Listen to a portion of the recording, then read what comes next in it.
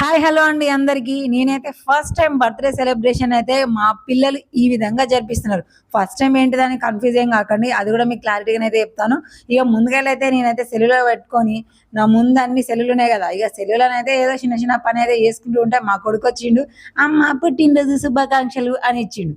అగ్గో ఇప్పుడు నా పుట్టినరోజు ఏంద్రా అని నేనైతే ముందుగా షాక్ అయ్యి వాడు తెచ్చిన గిఫ్ట్ ఏంటిదా అని చూసిన. మా బాబుకి గ్రీన్ కలర్ అంటే చాలా ఇష్టం. ఆ గ్రీన్ కలర్లో చీర తీసుకొని వచ్చి ఇచ్చిండు. నాకైతే మస్తు అనిపించింది. ఇక దాని తర్వాత చీరను పట్టుకొని చూస్తూ ఉంటే ముందుకెళ్ళి నా బిడ్డ వచ్చింది. నా బిడ్డ కూడా హ్యాపీ బర్త్డే అమ్మా అని ఇచ్చింది. ఇక ఇక్కడ ఇంకోటి గమనిస్తే ఏంటంటే పింక్ కలర్ మా పాపకి చాలా ఇష్టం.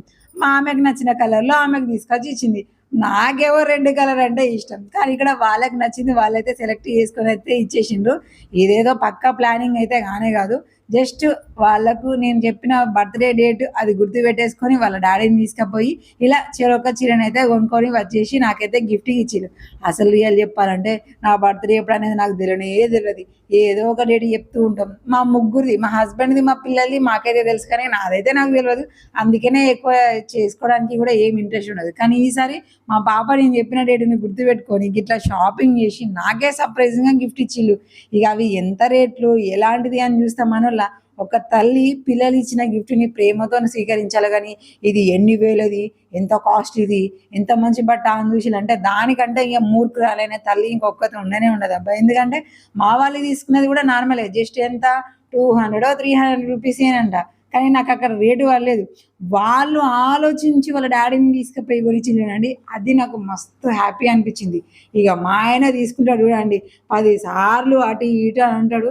దాని తర్వాత ఆయనకు నచ్చిందే కొంటాడు. మళ్ళీ అదన్నా పుట్టినరోజు కొట్టడా అంటే లేదు, ఆయనకి ఎప్పుడు హ్యాపీ అనిపిస్తే అప్పుడు తీసుకుంటారు. కానీ ఎంతైనా లేడీస్కి ఇలాంటి సెలబ్రేషన్లు అప్పుడు తీసుకునేదే కదా నల్లా మనసుకి గుర్తుండిపోయే విధంగా ఉంటుంది. సో మొత్తానికైతే ఇన్ని సంవత్సరాలలో అంటే నేను పుట్టిన దగ్గర నుంచి ఇప్పటి వరకు కూడా నాకు ఫస్ట్ టైం నిజంగా నా పుట్టినరోజు జరుపుకోబోతున్నా అని ఇప్పుడైతే ఫుల్ హ్యాపీ అబ్బా.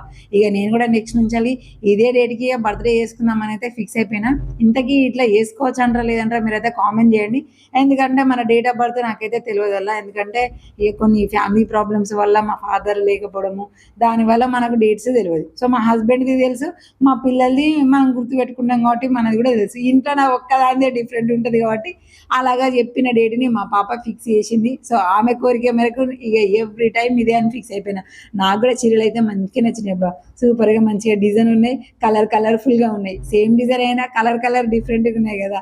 సో మీకు ఎలా అనిపించింది సర్ప్రైజింగ్? మీ ఫ్యామిలీ ఎప్పుడైనా మీకు ఇలా చేసి